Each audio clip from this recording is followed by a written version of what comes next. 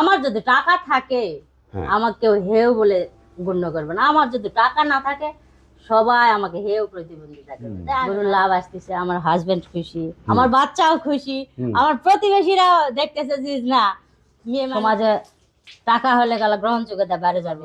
আমাদের যদি অর্থ না থাকে আমরা বাচ্চাদেরকেও মানুষ করতে পারবো না, সংসারে ভালো খাইতেও পারবো না। ভালো যদি চারটা খাইতে চাই তাহলে আমাদেরকে এই গরু পালন করতে হবে, দেখাশোনা করতে হবে। আপনার 4 মাসে 3টা গরু থেকে 57,000 টাকার লাভ। আসসালামু আলাইকুম, শুভেচ্ছা সুপ্রিয় দর্শক, যুব কথায় স্বাগত জানাচ্ছি আমি রায়হান দেওয়ান। নারীরা আর পিছিয়ে নেই শহরের প্রায় প্রতিটা মেয়ে, কিন্তু এটাও সত্য গ্রামের নারীরাও এখন নিজেকে এই সংসারে তার ক্ষমতায়ন করেছে, প্রতিষ্ঠিত করেছে। তারই প্রমাণ দেখব আজকে আমরা। আপনারা জানেন যুব কথা যুবদের উৎসাহিত করে, আর তারই ধারাবাহিকতায় আজ আসছি আমি নওগাঁ জেলার ধামরাট উপজেলার একটা ছোট্ট গ্রামে। এই গ্রামে এক নারীর একটা ছোট্ট খামার আছে, সেই খামারের তথ্য আপনাদের সামনে উপস্থাপন করছি। আসসালামু আলাইকুম। ওয়ালাইকুম আসসালাম। ভালো আছেন? হ্যাঁ আলহামদুলিল্লাহ, আপনি ভালো আছেন? হ্যাঁ, আমি শুনলাম আপনি একটু গরু পালন করেন, তাই তো? হ্যাঁ। আপনি কতদিন থেকে গরু পালন করেন? গরু পালন করতেছি আমাদের 2 বছর মাত্র? হ্যাঁ। আচ্ছা, শুরু করছি, আমার হাজবেন্ড চাকরি করতে, উনি বাড়িতে আসে খামার শুরু করলো, করার পর উনি চলে গেছে চাকরি, আমি আবার দেখাশোনা করতে। মানে হাজবেন্ডের দায়িত্ব তো পুরো নিয়েছেন আপনি? আমি একাই। আচ্ছা, এখন আপনার খামারে কয়টা গরু আছে? 9টা ছিল, 12টা ছিল, বিক্রি করছি 3টা। এক সপ্তাহের মধ্যে 3টা বিক্রি করলাম। আচ্ছা, কেমন বিক্রি করছেন? কেমন দাম হচ্ছে? দাম আসছে, ভালো লাভ আসছে আমার। কেমন লাভ আসছে? গরু পারপাসে কোনোটা 28,000 আসছে, কোনোটা 30,000 আসছে, কোনোটা 27, এরকম পর্যায়ক্রমে দাম আসছে। আচ্ছা, তো আপনি কোন ধরনের গরু পালন করেন? আমি মোটা তাজাকরণ। কেন মোটা তাজাকরণ করেন আপনি? এটাতে দেখি যে 3 মাস যদি আমি পালি একটা গরু 30,000 টাকার মতো লাভ আসে। গরু পারপাসে আমি ব্যয় করি 10,000, 10 থেকে 12,000। এই জন্য চিন্তা চেতনা করতেছি যে মোটা তাজাকরণে আমার লাভ হচ্ছে বেশি। এখন গরু কিনে নিয়ে এসে মোটা করতেছি, এতে লাভ পাওয়া যাচ্ছে দেখতেছি। আচ্ছা, এরকম মোটা তাজাকরণ করা গরু কয়টা আছে এখন আপনার এখানে? 6টা। 6টা আছে? হ্যাঁ। আচ্ছা, আপনি যে গরুটা ধরে আছেন, হ্যাঁ, এই গরুটা কতদিন আগে কিনছেন? এটা গরু দাম যখন বেশি ছিল তখন কেনা গরু। এটা কত?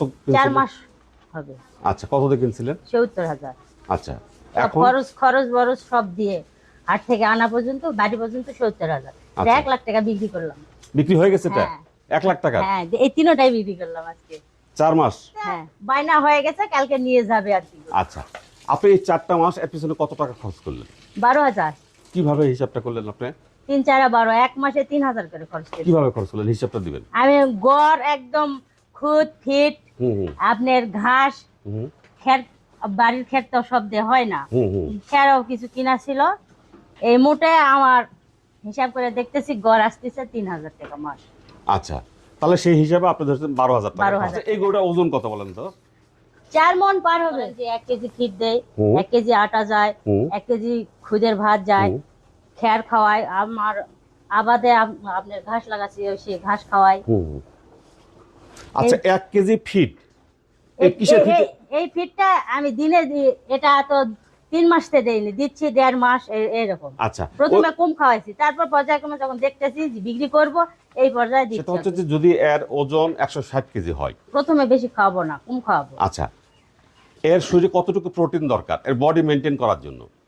এর 160 কেজি গরুর জন্য লাগবে 160 গ্রাম প্রোটিন, মানে প্রতি 1 গ্রাম মাংসের বিপরীতে লাগবে 1 গ্রাম প্রোটিন। আপনার প্রতি 100 কেজি গরুর ওজনের জন্য আপনার প্রতিদিন 500 গ্রাম যদি আপনি মাংস বৃদ্ধি করাতে চান, তাহলে আপনাকে ফিড দিতে হবে 100 কেজির জন্য 380 গ্রাম।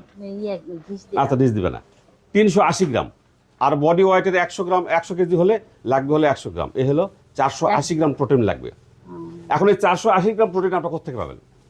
কোন কোন খাবার থেকে? হ্যাঁ হ্যাঁ হ্যাঁ, 1 কেজি দানাদার খাবারে থাকে 200 গ্রাম প্রোটিন, আর 1 কেজি ঘাসে থাকে 20 গ্রাম প্রোটিন। তাহলে প্রোটিন লাগতেছে, হিসাবটা আমরা বের করলাম। ওইদিকে 100 গ্রাম, এদিকে প্রতিদিন 500 গ্রাম মাংস বৃদ্ধির জন্য লাগবে হলো 380 গ্রাম। 380 গ্রাম আর এদিকে হলো 100 গ্রাম, 480 গ্রাম। 480 গ্রাম মনে হয়। হ্যাঁ, 480 গ্রাম। আর এটা যদি 120 কেজি থাকতো তাহলে আরো 20 গ্রাম, তার মানে 500 গ্রাম লাগবে। 500 গ্রাম প্রোটিন করতে হবে। 2 কেজি দানাদার খাওয়ালে প্রতি কেজি দানাদার থাকে হলো 200 গ্রাম প্রোটিন। তাহলে 1 কেজি খাওয়ান যদি বা যদি 1.5 কেজি খাওয়ান তাহলে 300 গ্রাম হবে। আর যদি আপনার ঘাস খাওয়ান 10 কেজি বা 8 কেজি 320 গ্রাম। আর কিচ্ছু লাগবে না। খুদের ভাত খাওয়ানো খুদের ভাত খাওয়ার দরকার নেই। খুদের ভাত খাবেন আর অ্যাসিডিটি হবে, কার্বোহাইড্রেটের মেলা সমস্যা আছে, অনেক সমস্যা হবে। হট করে ফুড পয়জন হয়ে গেলে আপনি এটা একই সাথে কিনছি। কত দিয়ে কিনছিলেন? এটা 64,000। আচ্ছা, আর কত দিয়ে বিক্রি করলেন?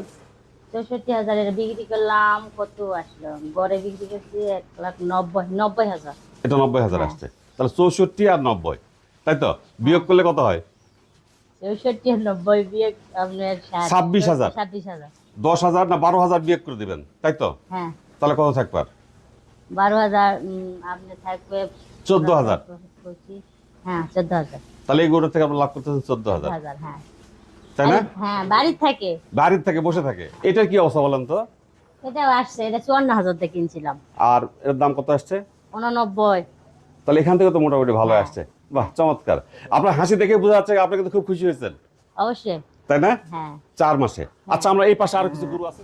54 থেকে আপনি 90 থেকে 54 বিয়োগ করে দেন। হ্যাঁ আপনি 50 40, আপনার 36,000, 37,000 টাকা থাকে। নেন, 37-এর মধ্যে 12 চলে গেলে আপনার 25,000 টাকা আসছে। হ্যাঁ এই গরুটা থেকে আপনার 25,000, তার মানে ওটার দাম 25,000। এইটার থেকে আসলো 14,000। 14,000, আর এটার থেকে আসলো 18,000। তাহলে আমরা যদি এই 14,000 যোগ 18,000 যোগ 25 যোগ 25,000, মোট আপনার 57,000 টাকা লাভ হলো। আপনার 4 মাসে 3টা গরু থেকে 57,000 টাকা লাভ। ইনশাআল্লাহ মোটামুটি ভালো হইতো। গরুর দাম যদি বেশি হইতো তাহলে আরো ভালো হইতো, আমাদের 4 মাস পালতে হইতো না। এখন তো গরুর দাম একটু কম। হ্যাঁ কম। আচ্ছা, আমরা এই পাশে আপনার এই কটা বড় হওয়া পর্যন্ত। আচ্ছা আচ্ছা, এটা পছন্দ হয়েছে আপনার? হ্যাঁ মোটামুটি ভালো, কিন্তু এটা পুরা মানে সেরকম না আসলেও ওই যে গলকম্বল আছে, নাভি আছে, পা গুলা খুব একটা খারাপ না। মোটামুটি রাখলে আপনি পাবেন। রাখতে যাচ্ছি এটা। বোক না রে, আর রাখা ছিল এই বেসন না, এটা রাখেন। কিছুদিন রাখেন, বেশি দিন রাখার দরকার নাই। কি কারণে? আপনার 6 মাস পর্যন্ত যদি রাখেন তাহলে যে দামটা পাবেন আবার ওর খরচ লাগবে না। হ্যাঁ, ওর খরচ। তারপরে কি করবেন সেটা সিদ্ধান্ত নেবেন। খরচ 6 মাস পর্যন্ত ওর দুধ খাওয়া হয়ে যাবে মানুষ। হ্যাঁ হ্যাঁ, খরচ লাগবে না। আপনি গোটা গাবিকে দোন না, যা পারে বাচ্চা খেয়ে নেয়। আচ্ছা, বাচ্চা পায়খানা ঠিক আছে তো? হ্যাঁ ওটা পায়খানা ঠিক আছে। এই বাচ্চাটা অসুস্থ হয়েছিল, আচ্ছা, চিকিৎসা করে তারপরে খুব সুস্থ নয়, একটা পর্যায়ে আসছে। এর মাকে এই যে এটা কি অবস্থা আপনি বলেন তো? এটা 54,000 টাকাতে কিনা। কতদিন আগে?